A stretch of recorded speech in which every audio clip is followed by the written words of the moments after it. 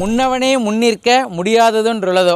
அன்பர்களே, இன்றைக்கு அயோத்தி ஸ்ரீ ராம ஜென்ம பூமியில் ராமபிரானின் மகா கும்பாபிஷேகமானது நடைபெற இருக்கிறது. விஷ்ணு சகஸ்ரநாமத்தில் பார்த்திங்கன்னா பார்வதி உவாச்ச பிரம்மோ உவாச்ச அப்படின்னு ஒவ்வொரு தெய்வங்களும் விஷ்ணு பற்றி கூறிய அந்த ஸ்லோகங்களானது வரும். அதில் ஈஸ்வர உவாச்ச அப்படின்னு வரும். ஈஸ்வரன்னா சிவன்னு தெரியும், உவாச்ச அப்படின்னா சொல்லுவது அப்படின்னு அர்த்தம்.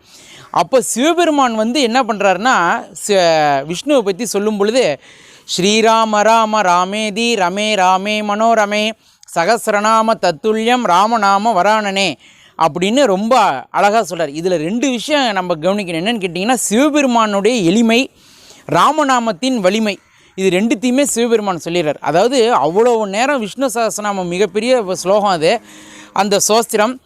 அதை கடைசியாக சிவபெருமான் விஷ்ணுவை பற்றி சொல்லும் பொழுது ராமா ராமா ராமான்னு நீ சொன்னாலே விஷ்ணு சகஸ்ரநாமத்தை சொன்னதுக்கான பலன் கிடைச்சிடும்னு ஒரே பால்லே அவர் 6 அடிச்சிடறார்.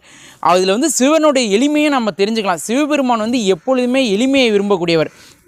அதனால் ராமான்னு நீ சொன்னாலே போதும், உனக்கு விஷ்ணு சகஸ்ரநாமம் செய்த புண்ணியம் கிடைக்கும் அப்படிங்கிறார். அப்போ இந்த ராமநாமத்தின் வலிமையை நம்ம இதிலேருந்து உணரலாம்.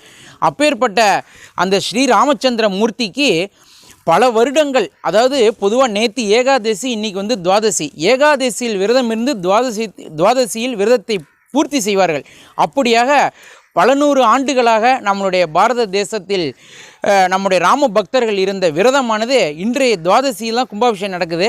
இந்த துவாதசியில் இந்த விரதமானதை பூர்த்தி அடைந்து ராமச்சந்திரர் நமக்கு அருள் புரிய இருக்கிறார். அனைவரும் ஸ்ரீராம் ஸ்ரீராம் ஸ்ரீராம் என்று வேண்டிக் கொள்ளுமாறு கேட்டுக்கொள்கிறோம். நல்லதே நினைப்போம், நல்லதையே செய்வோம், நல்லதே நடக்கும். எல்லாம் நன்மைக்கே.